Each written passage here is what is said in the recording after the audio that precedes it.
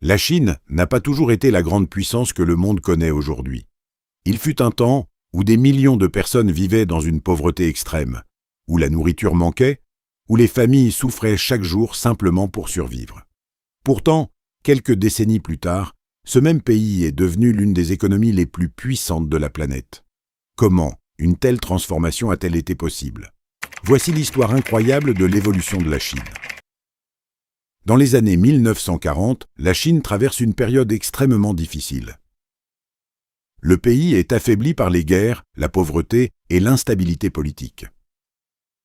Une grande partie de la population vit dans les campagnes et travaille dans des conditions très dures. Beaucoup de familles n'ont pas assez à manger, les infrastructures sont faibles et l'économie est presque détruite. En 1949, Mao Zedong proclame la naissance de la République populaire de Chine. Son objectif est de transformer complètement le pays grâce au communisme. Le gouvernement prend le contrôle des terres, des entreprises et de l'économie. Au début, beaucoup pensent que cela va améliorer la vie du peuple. Mais quelques années plus tard, une décision va plonger la Chine dans l'une des plus grandes catastrophes de son histoire. En 1958, Mao lance un programme appelé « Le Grand Bond en avant ». L'idée était de transformer rapidement la Chine en une grande puissance industrielle.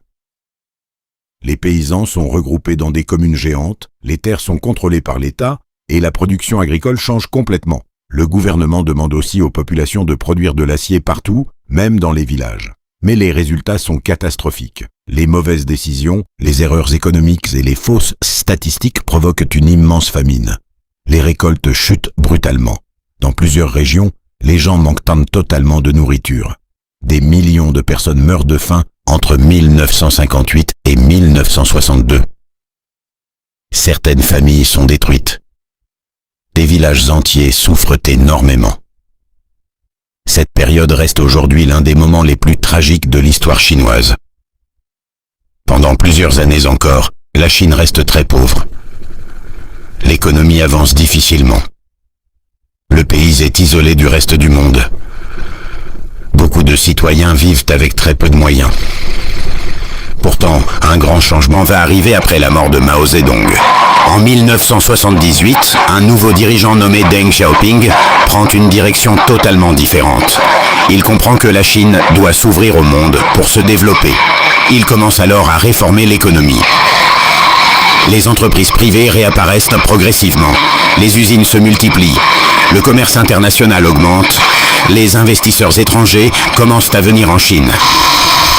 C'est le début d'une transformation historique. Grâce à une énorme population prête à travailler, des